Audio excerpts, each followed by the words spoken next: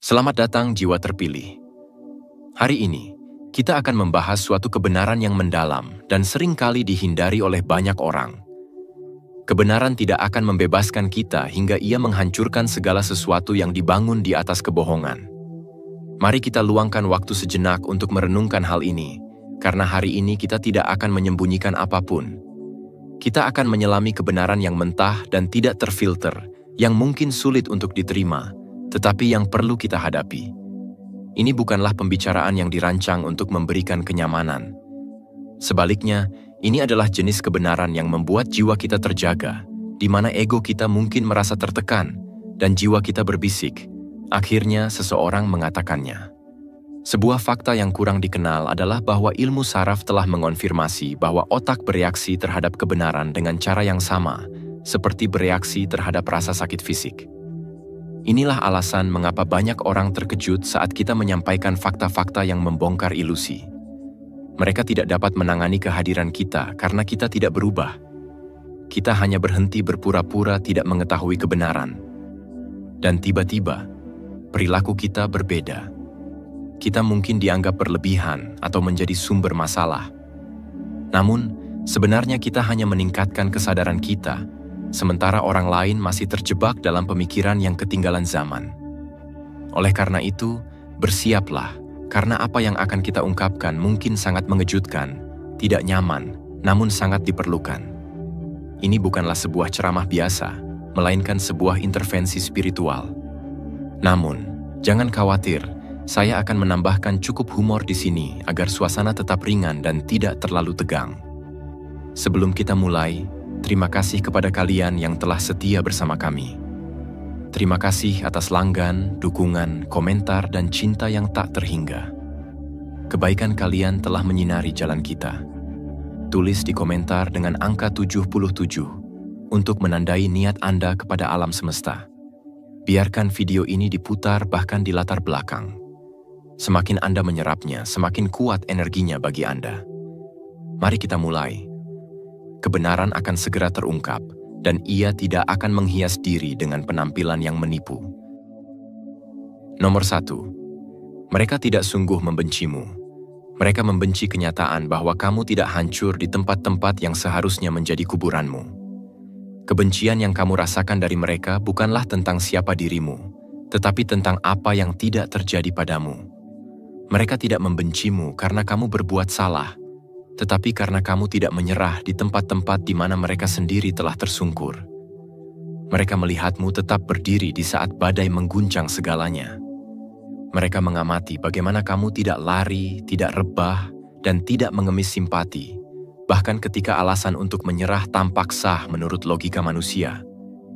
Keteguhanmu, keberanianmu untuk terus melangkah meski tanah tempatmu berpijak runtuh, adalah pengingat yang menyakitkan bagi mereka yang memilih menyerah.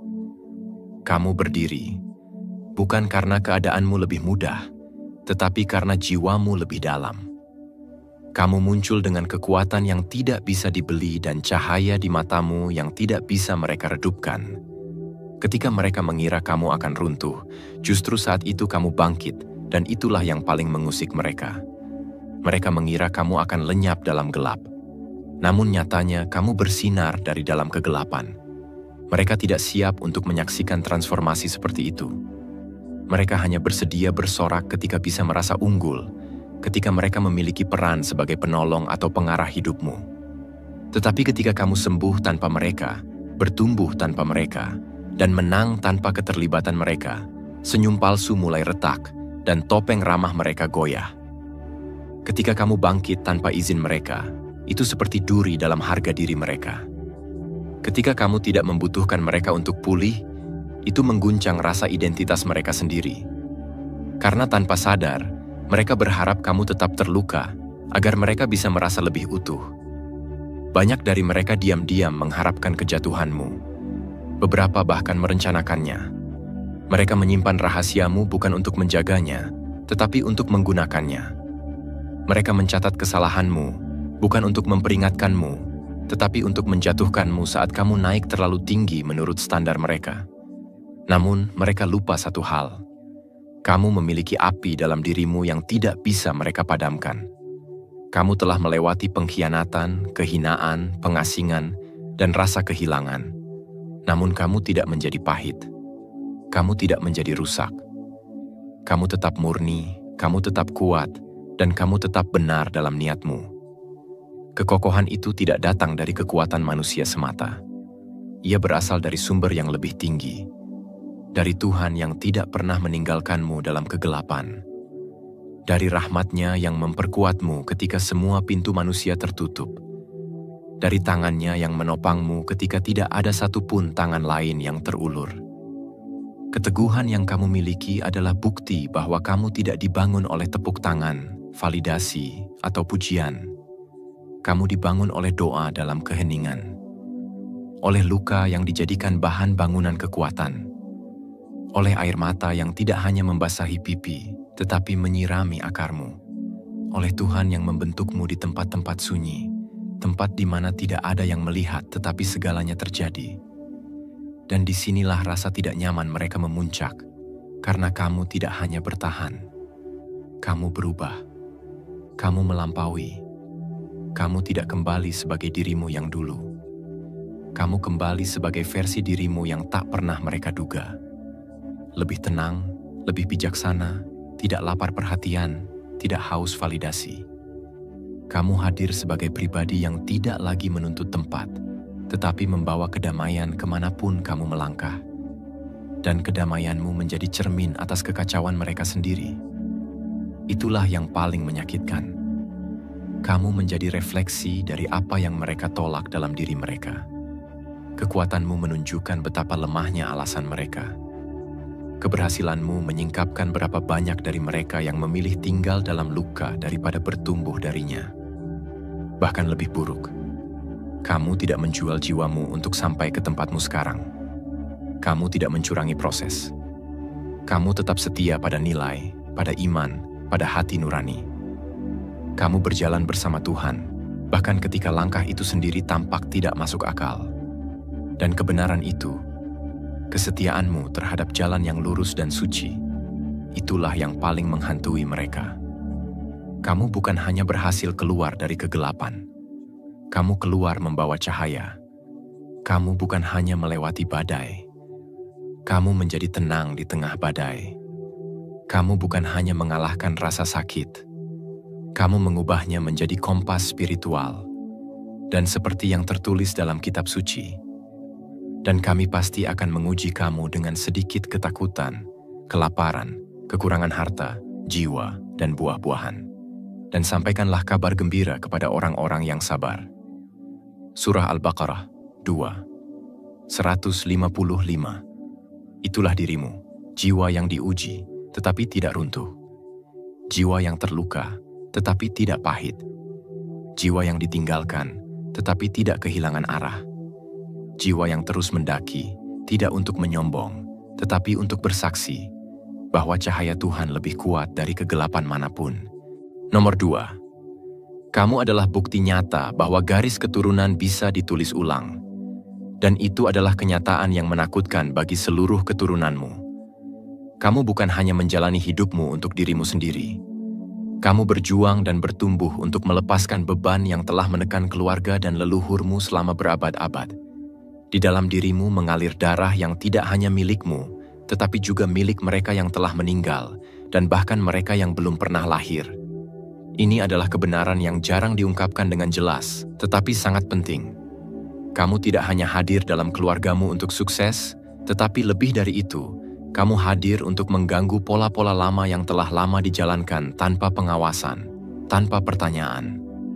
Pola-pola itu mungkin sudah ada sejak beberapa dekade, bahkan berabad-abad.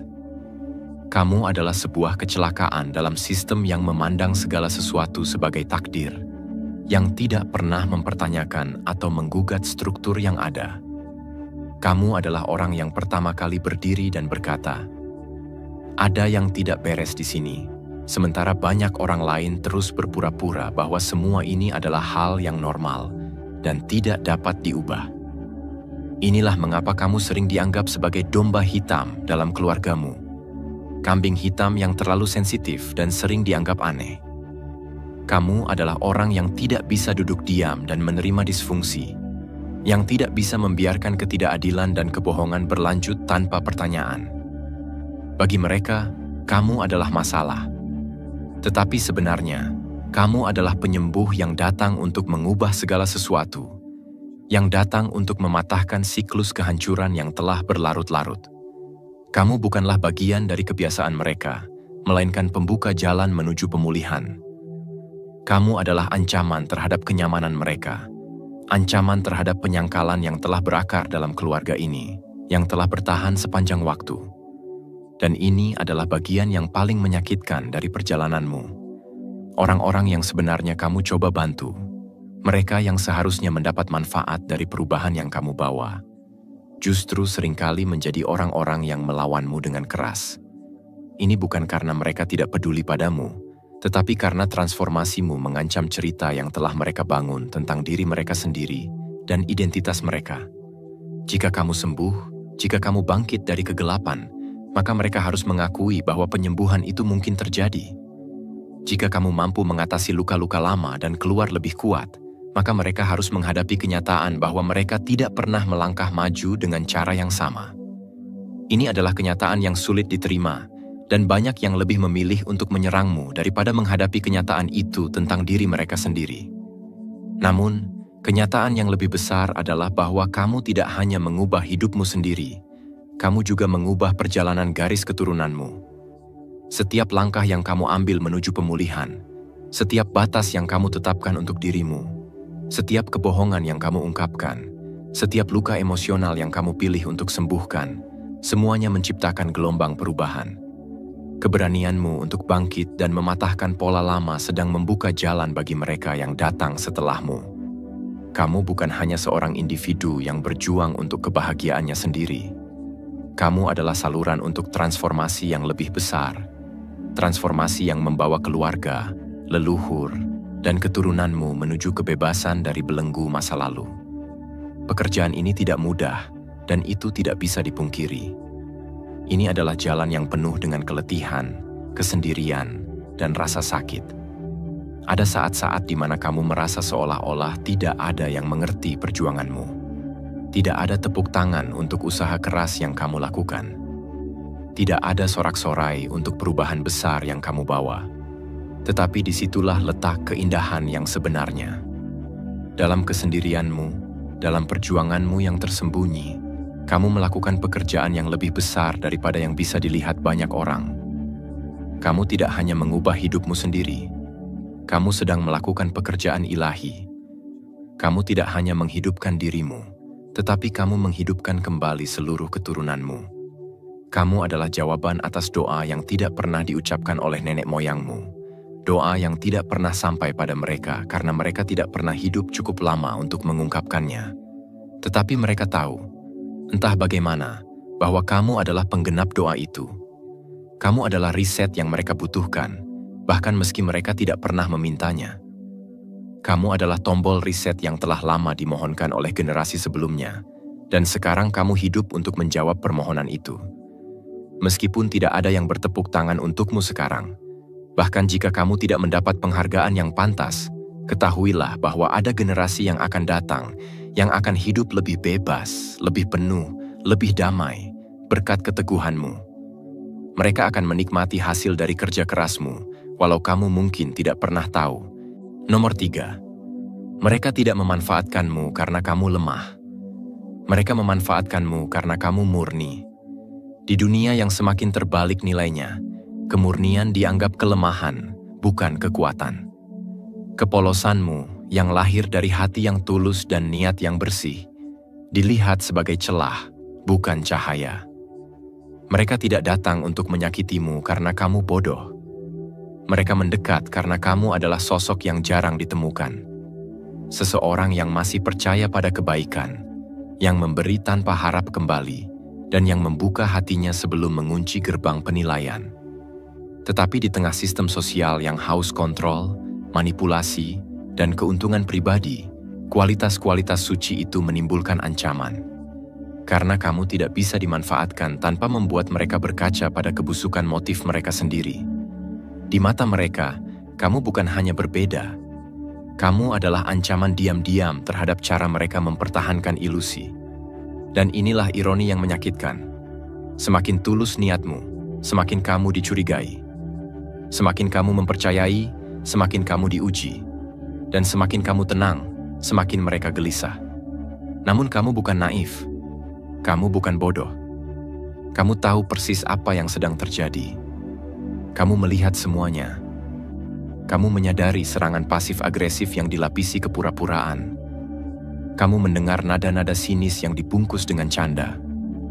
Kamu mencium kepalsuan dalam pelukan dan kehangatan yang dikirim bukan dari hati, melainkan dari agenda tersembunyi. Kamu tahu siapa yang berbicara baik di depan dan menusuk di belakang. Kamu tahu siapa yang menyebutmu teman, tetapi tidak tahan melihatmu bersinar. Tetapi kamu memilih diam. Bukan karena tidak bisa berbicara, tetapi karena kamu paham satu hal penting. Kedamaian lebih mahal daripada pembuktian. Diammu adalah bentuk paling kuat dari kejelasan. Kamu tidak bereaksi, bukan karena tidak peduli, melainkan karena kamu sadar bahwa tidak semua serangan layak dijawab. Kamu belajar untuk menghitung biaya energi, dan kamu menyadari bahwa tidak semua pertempuran adalah panggilan dari Tuhan. Ada momen di mana memilih keheningan adalah bentuk tertinggi dari kebijaksanaan spiritual. Karena dalam keheningan itu, kamu tidak kehilangan arah. Justru kamu semakin dekat pada pusat jiwamu, tempat di mana Tuhan membisikkan kebenaran dengan suara paling lembut. Sebagaimana firman Tuhan, dan hamba-hamba Tuhan yang Maha Penyayang itu, ialah orang-orang yang berjalan di atas bumi dengan rendah hati. Dan apabila orang-orang jahil menyapa mereka, mereka mengucapkan kata-kata yang baik. Surah Al-Furqan 25, 63. Itulah dirimu. Kamu memilih menjadi rendah hati, bukan hina. Kamu memilih kata yang baik, bukan balas dendam. Dan keputusan itu bukan kelemahan. Itu adalah kekuatan dari jiwa yang telah ditempa oleh pengkhianatan, tetapi tidak pernah menjadi pahit karenanya. Dan inilah yang paling mengguncang mereka. Kamu tahu permainan mereka, tetapi kamu tidak pernah memainkannya. Kamu tahu kebohongan mereka, tetapi kamu tidak pernah menyerang balik. Kamu memilih untuk menutup pintu tanpa drama, tanpa keributan. Dan itu justru membuatmu semakin kuat. Karena apa yang tidak mereka sadari adalah bahwa keheninganmu adalah akhir dari sebuah akses. Dan ketika kamu menjauh, mereka tidak hanya kehilangan seseorang. Mereka kehilangan seseorang yang langka. Seseorang yang mencintai dengan niat. Yang hadir dengan sepenuh jiwa. Yang memaafkan lebih banyak dari yang seharusnya. Yang bertahan di saat semua orang memilih pergi. Ketika kamu akhirnya memilih mundur, itu bukan dendam, itu bukan sarkasme, itu adalah penutupan ilahi. Sebuah penutup lembut yang datang dari hati yang lelah, tetapi tetap menjaga martabatnya. Tapi tentu saja, mereka tidak akan mengakuinya. Mereka akan membalikkan cerita, menyebutmu terlalu sensitif, menuduhmu bereaksi berlebihan. Mereka akan mencoba menyelamatkan wajah mereka dengan membangun narasi palsu. Namun jauh di lubuk hati, mereka tahu. Kamu tahu. Kamu melihat segalanya dan memilih tetap tenang. Dan itulah mengapa mereka merasa bersalah. Itulah mengapa mereka gelisah dalam diam yang kamu tinggalkan. Karena kebenaran sejatinya tidak memerlukan pembuktian. Dan kamu telah membuktikannya tanpa satu kata pun. Bahwa kamu tidak dihancurkan oleh mereka.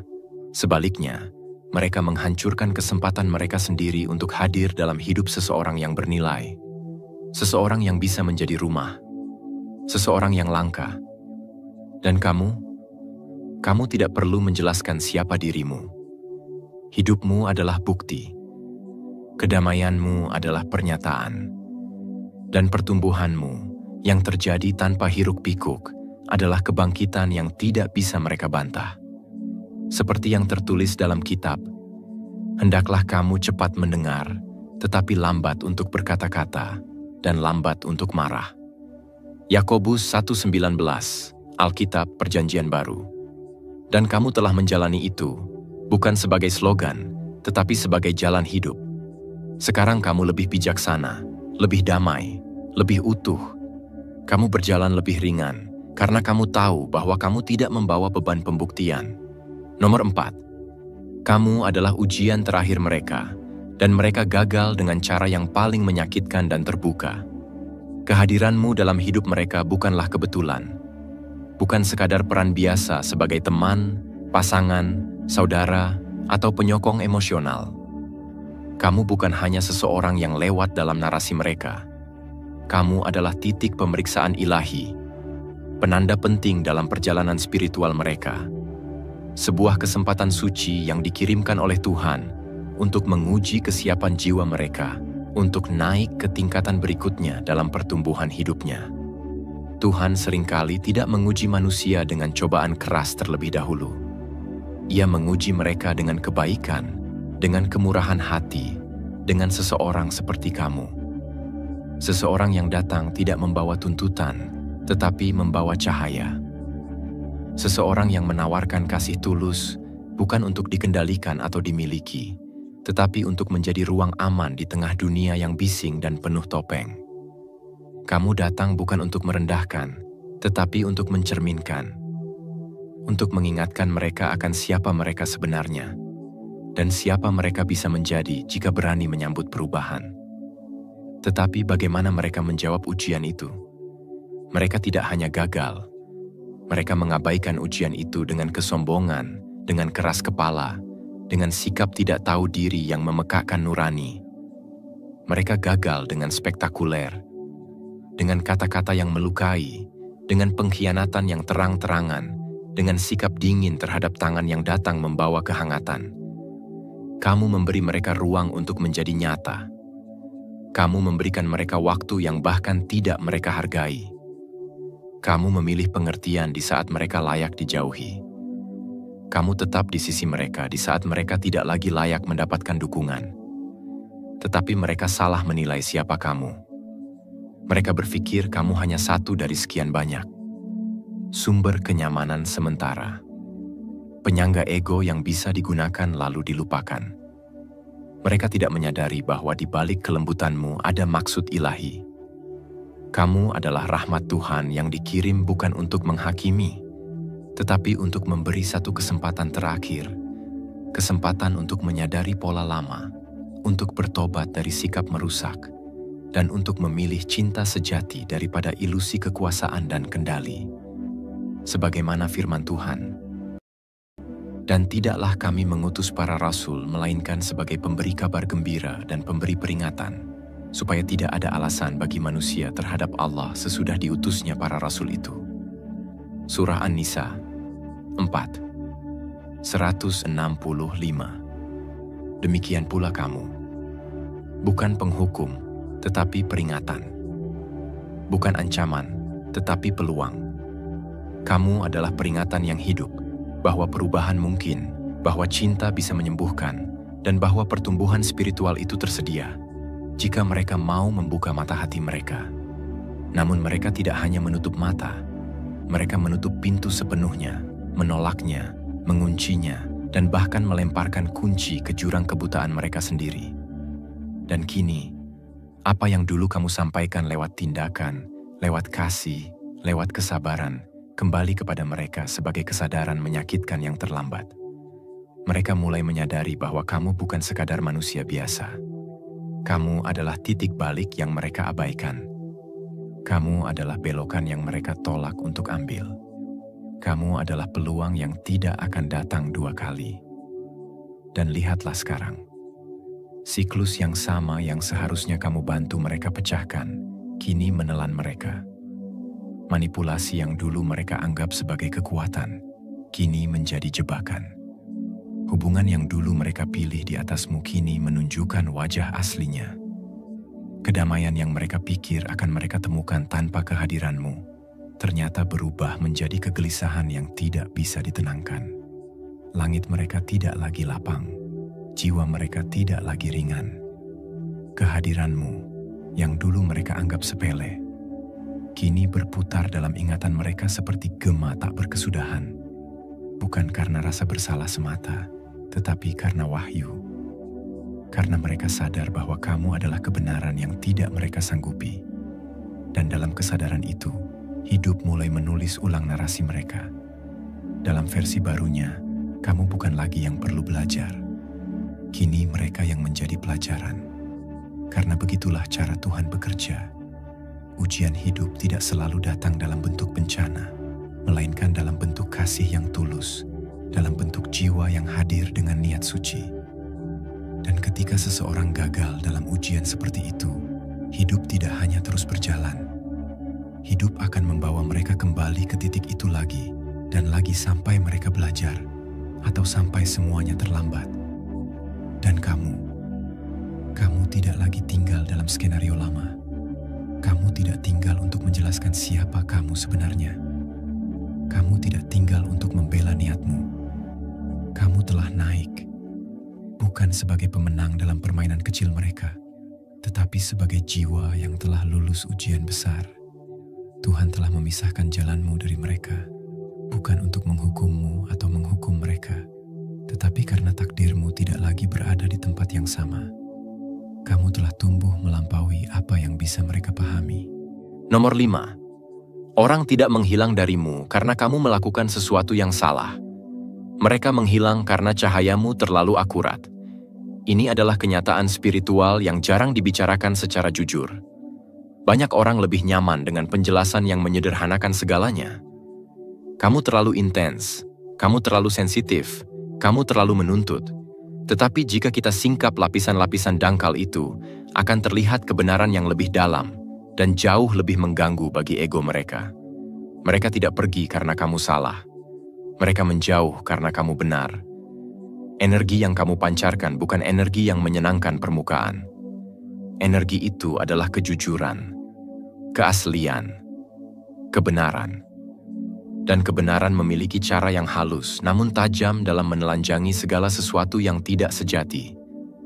Kamu tidak pernah mencoba mengungkap siapa mereka, tetapi kehadiranmu, yang hadir sepenuh hati, jujur dalam niat, utuh dalam identitas, secara otomatis memantulkan kembali kepada mereka bagian-bagian dari diri mereka yang selama ini mereka sembunyikan. Kamu adalah cermin hidup yang tidak memutarbalikkan gambar. Dan sebagian orang tidak siap melihat pantulan diri mereka yang sebenarnya. Bukan karena kamu berbicara terlalu jujur, tetapi karena kamu tidak bisa berpura-pura. Dan itu saja sudah cukup mengganggu kenyamanan spiritual mereka. Banyak orang mengira mereka ingin koneksi yang dalam, hubungan yang sejati, cinta yang menyembuhkan. Tetapi ketika mereka bertemu seseorang yang benar-benar hidup dalam kebenaran itu, yang tidak datang untuk menyenangkan, tetapi untuk menyentuh, mereka gemetar. Karena hubungan semacam itu tidak bisa dilakukan sambil tetap memakai topeng. Dan kebenaran spiritual terbesar adalah ini. Cinta sejati akan selalu memanggil seseorang kembali kepada dirinya yang sejati. Dan panggilan itu bisa sangat menyakitkan jika seseorang telah lama hidup dalam penyangkalan. Sebagaimana tertulis dalam firman Tuhan. Dan katakanlah, yang benar telah datang dan yang batil telah lenyap. Sesungguhnya yang batil itu pasti lenyap. Surah Al-Isra 17 80 1. Ketika kamu datang dalam kebenaran, kebatilan, termasuk ilusi, kebohongan diri, dan pola pertahanan ego, tidak punya tempat untuk bersembunyi. Maka, wajar jika banyak yang memilih lari. Bukan karena kamu menyakiti mereka, tetapi karena kamu mengingatkan mereka akan luka-luka yang belum pernah mereka hadapi. Kamu bukan penghukum. Kamu adalah undangan. Undangan untuk menyembuhkan, untuk berubah, untuk tumbuh. Tetapi perubahan selalu datang dengan harga. Harga dari kejujuran, keberanian, dan kerendahan hati. Dan Allah meninggikan orang-orang yang beriman di antara kamu, dan orang-orang yang diberi ilmu beberapa derajat. Surah Al-Mujadilah 58. 11 Kamu bukan hanya bertumbuh, kamu diangkat. Dan kamu tidak pernah butuh pembuktian yang kecil, karena hidupmu sendiri telah menjadi saksi besar. Kini mereka bukan hanya malu, mereka terbuka. Bukan oleh cercaanmu, tetapi oleh ketenanganmu. Dan tidak ada yang lebih menghantui daripada disingkap oleh kedamaian yang dulu mereka remehkan. Nomor 8. Kamu bukan sulit untuk dicintai. Kamu hanya memanggil orang untuk bertumbuh agar dapat mencintaimu dengan benar. Di dunia yang terlalu sering mencampuradukan cinta dengan kepemilikan, kedekatan dengan kontrol, dan kelembutan dengan pengorbanan tanpa batas, hadirmu terasa seperti gangguan. Bukan karena kamu keliru, tetapi karena kamu otentik. Kamu tidak sulit untuk dicintai. Kamu hanya membawa definisi cinta yang lebih murni, lebih suci, lebih sejati. Dan itu membuat banyak orang menyadari bahwa mereka belum pernah benar-benar mencintai, bahkan dirinya sendiri. Kamu bukan seseorang yang bisa dicintai setengah-setengah. Kamu bukan ruang yang bisa didatangi untuk sementara, disinggahi lalu ditinggalkan. Kamu adalah rumah yang dibangun dengan ketulusan, ketegasan, dan cahaya. Dan rumah seperti itu hanya bisa dihuni oleh jiwa yang siap tinggal, bukan sekadar berlindung dari badai untuk kemudian pergi ketika matahari kembali muncul. Banyak yang ingin cinta, tapi sedikit yang mau tumbuh untuk mencapainya. Sebagian besar tidak siap mencintaimu bukan karena kamu terlalu kompleks, tetapi karena mereka terbiasa dengan hubungan yang dangkal dan penuh topeng. Hubungan yang tidak memerlukan refleksi, tidak menuntut akuntabilitas, tidak menghadirkan cermin bagi jiwa. Sementara kamu, dengan keberadaanmu yang utuh, menjadi undangan bagi mereka untuk naik ke level yang lebih tinggi, level kejujuran, keberanian batin, dan kemurnian niat. Sesungguhnya Allah tidak akan mengubah keadaan suatu kaum, hingga mereka mengubah keadaan yang ada pada diri mereka sendiri. Surah Ar-Ra'd 13. 11 Kamu tidak meminta orang menjadi sempurna. Kamu meminta mereka untuk jujur. Kamu tidak menuntut penyembahan, tetapi menginginkan pertemuan. Jiwa bertemu jiwa, bukan ego mencari pantulan. Kamu adalah orang yang, dengan keheninganmu, bisa menelanjangi dusta. Dengan ketenanganmu, bisa menantang orang untuk keluar dari ilusi.